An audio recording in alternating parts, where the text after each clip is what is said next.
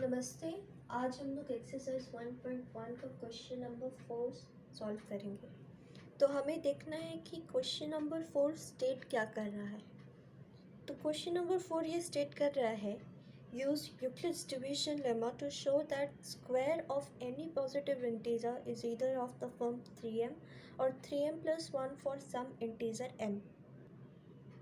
तो ये क्वेश्चन आपसे पूछ रहा है कि square of any positive integer, कोई भी पॉजिटिव इंटीजर का जो स्क्वायर है वो या तो 3m या 3m + 1 के फॉर्म में होगा, उसको आपको दिखाना है। तो एज एग्जांपल समझते हैं। तो स्क्वायर ऑफ 1 लें, that is 1 is equals to 3 × 0 + 1। तो 3 × 0 + 1 इज इक्वल्स टू 1, जो हमारा 3m + 1 के फॉर्म में है। अभी हम 2 का स्क्वायर लेते हैं 4, विच इज़ इक्वल्स टू 3 × 1 + 1, ये भी 3m + 1 के फॉर्म में है। 9 दैट इज़ 3 स्क्वायर, अगर हम इसको इस फॉर्म में लिखने की कोशिश करें तो 3 × 3 that is your 9, which is in form of 3m। ठीक है। उसी तरह 16, वो भी 3 × 5 + 1, और उसी तरह 25 3 × 8 + 1। तो अगर हम इसे एक्सटेंड करते जाएं और बहुत सारे स्क्वायर निकालते जाएं तो हम देखेंगे कि जितने भी स्क्वायर हम लोग निकालेंगे उसको हम या तो 3m या 3m + 1 के फॉर्म में लिख सकते हैं। तो ये आपका एग्जाम्पल के फॉर्म में हम ये समझ रहे हैं, बट हमें इसे थ्योरी में लिखना है तो वो कैसे लिखेंगे। तो थ्योरी में हम लोग लिखेंगे, let a be any positive integer and b is equals to 3।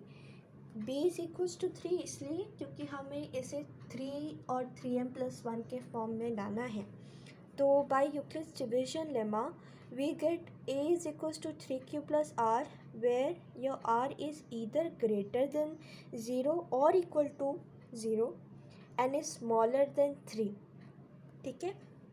तो आपका r जो है वो या तो 0 के बराबर का होगा या उससे ज़्यादा होगा, पर r को हमेशा 3 से कम होना है। तो then a is equals to 3q और a is equals to 3q + 1 और a is equals to 3q + 2। ऐसा इसलिए क्योंकि r आपका 3 से कम है, तो r के वैल्यूज़ या तो वो 0 होंगे या वो 1 होंगे या वो 2 होंगे। तो अगर a आप नंबर एनी इंटीजर लेंगे तो उसके 3 केसेस आएंगे। फॉर एनी 3 केसेस आपके वैल्यू हो सकते हैं 0 या 1 या 2। तो हम आगे बढ़ते हैं और प्रोसीड करते हैं आगे सॉल्व करने में। सो हम केस 1 लेंगे, जब आपका a is equals to 3q होगा।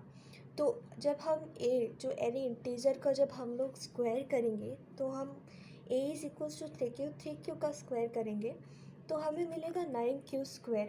अभी हम इसमें 3 कॉमन ले लेंगे और 3q² को अलग कर देंगे, which can be also written as 3m, जहाँ पे आपका m का जो वैल्यू है वो होगा 3q²। इसी तरह इसमें मतलब हम इस a को जो एनी इंटीजर को है इसे हम 3m के फॉर्म में लिख सकते हैं। और फिर अगर हम केस 2 में जाके देखें, when a is equals to 3q + 1, तो a² is equals to 3q + 1², जो आपका 9q² + 6q + 1 के बराबर में होगा।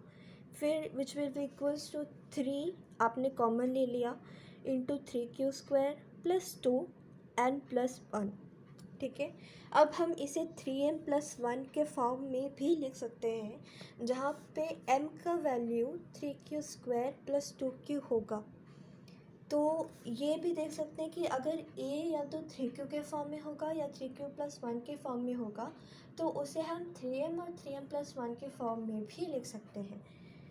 उसी तरह केस 3 में जाएंगे, जब आपका a is equals to 3q + 2, तो a² is equals to 3q + 2² which is equals to 9q² + 12q + 4।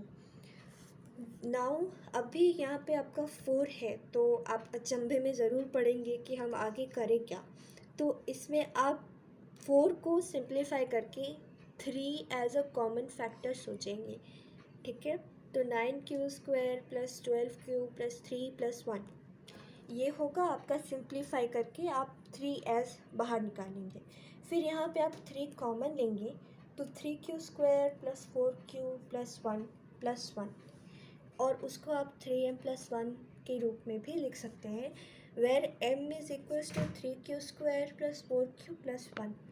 तो जो आपका a का कोई भी वैल्यू हो, चाहे वो 3q हो, चाहे वो 3q + 1 हो, या फिर वो 3q + 2 हो, उसे आप 3m और 3m+1 की वैल्यू में या फॉर्म में लिख सकते हैं।